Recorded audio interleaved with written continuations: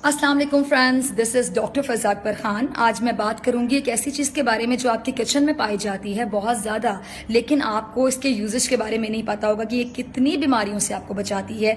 ये anti cancer भी है और ये इसके साथ साथ लिवर फंक्शन को भी इम्प्रूव करती है, एंटी डायबिटिक भी है, एंटी एजिंग भी है, एंटी इन्फ्लेमेटरी भी है। और ये तमाम चीज़ें मैं आपको ऐसा बताती हूँ। टर्मरिक जिसको हम उर्दू में कहते हैं हल्दी के फ़वाइद क्या हो सकते हैं। अगर आप डेली 6 महीने तक वार्म वाटर यानी गर्म पानी के अंदर, नीम गर्म पानी के अंदर आप लेते हैं, बहुत ज़्यादा गर्म नहीं, नीम गर्म पानी के अंदर आप हल्दी ऐड करते हैं और हल्दी को आप पीते हैं उस पानी को। इसके साथ आप ब्लैक पेपर भी डाल सकते हैं ताकि आपके गले को ना लगे जाने के बाद ये। और हल्दी हमेशा याद रखिएगा कि भर के आपने चम्मच नहीं डालना, आपने बिल्कुल जो टीस्पून है उसका चौथा हिस्सा इसको पानी में डालना है। अब इसके फवायद सुनते चले जाएं। इसके अंदर जो मेन चीज़ होती है, मैं आसान लैंग्वेज में समझाऊंगी क्योंकि तमाम लोगों ने मेडिकल नहीं पढ़ा होता तो उनको नहीं पता होता। इसके अंदर जो मेन इंग्रेडिएंट कह दें वो होता है कर्क्यूमिन। जो कर्क्यूमिन होता है उसके अंदर क्या क्या प्रॉपर्टीज होती हैं।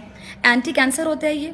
अब एंटी कैंसर किस तरह होता है? जो कैंसर होता है, जो कैंसर सेल्स बनते हैं उसको बेहतरीन ग्रोथ के लिए एसिडिक एनवायरनमेंट चाहिए होता है, लेकिन जो हल्दी के अंदर क्यूक्यूमिन होता है वो आपकी बॉडी को एल्केलाइन कर देता है, यानी एसिडिक से बिल्कुल ऑपोजिट कर देता है और आपकी पीएच को इस लेवल पर ले जाता है कि आपकी पीएच जो है वो it moves towards alkaline then that of acidic. जितना वो एल्केलाइन होती चली जाएगी वो एसिडिक से दूर होती चली जाएगी और जब एसिडिक एनवायरनमेंट कम होगा तो डेफिनेटली जो कैंसर सेल्स हैं उनको मूव करने में प्रॉब्लम होगा, क्योंकि वो कैंसर सेल्स जो होते हैं वो एसिडिक एनवायरनमेंट में ही आसानी से ग्रो कर सकते हैं। तो जब हम एसिडिक एनवायरनमेंट को किसी हद तक खत्म करते चले जाएंगे और एल्कलाइन करते चले जाएंगे तो डेफिनेटली जो कैंसर सेल्स हैं उनकी ग्रोथ इम्पॉसिबल हो जाएगी।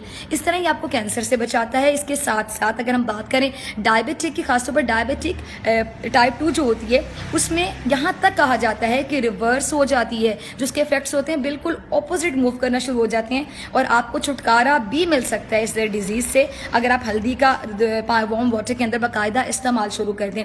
इसके बाद हम इसकी बात करते हैं जी, एंटी एजिंग प्रॉपर्टीज होती हैं इसके अंदर। क्यों?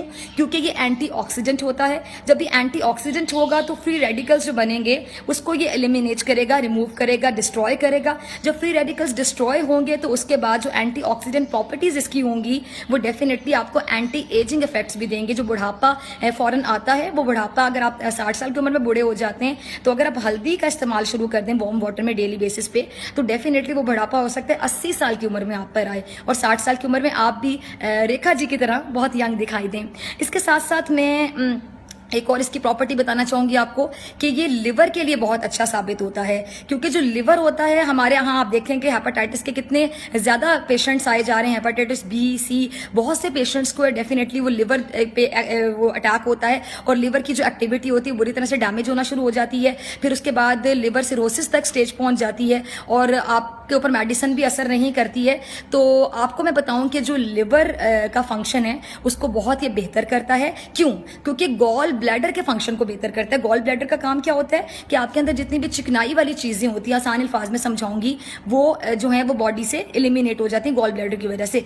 इसीलिए जिन लोगों का गॉल ब्लैडर ऑपरेट हो जाता है, ऑपरेशन होता है, रिमूव हो जाता है, तो उनको कहा जाता है कि अब आप चिकनाई वाली चीजें खानी बंद कर दें, क्योंकि जब वहां पे गॉल ब्लैडर ही नहीं होगा वो आपकी चिकनाई को रिमूव ही नहीं करेगा तो आपके अंदर वो आती जाएगी, आप ओबेसिटी का शिकार भी होंगे और आपका जो लिवर है वो बहुत ज्यादा फैटी होता चला जाएगा। तो गॉल ब्लैडर का फंक्शन जब ये बेहतर करेगा तो डेफिनेटली जो आपका लिवर है वो भी बेहतर होगा और जितनी भी ग्रीस है वो रिमूव होती चली जाएगी। और जो लिवर पेशेंट्स हैं, जिनको लिवर का मसला है, लिवर से रिलेटेड प्रॉब्लम्स हैं, वो जो पेशेंट्स हैं उनके लिए भी बहुत बेनिफिशियल हो सकता है। हेपेटाइटिस के पेशेंट्स के लिए भी इंतहाई बेनिफिशियल हो सकता है, फैटी लिवर वालों के लिए भी इंतहाई बेनिफिशियल हो सकता है ये टर्मरिक। इसके अलावा इसके अंदर और भी बहुत सी प्रॉपर्टीज है, जैसे कि एंटी इन्फ्लेमेटरी प्रॉपर्टी है।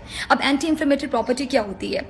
इन्फ्लेमेशन हो जाती है सेल्स की। जब इन्फ्लेमेशन होती है तो बहुत से डिजीजेज होते हैं और हम एक वर्ड यूज करते हैं मेडिसिन में NSAID, non steroidal anti inflammatory drug.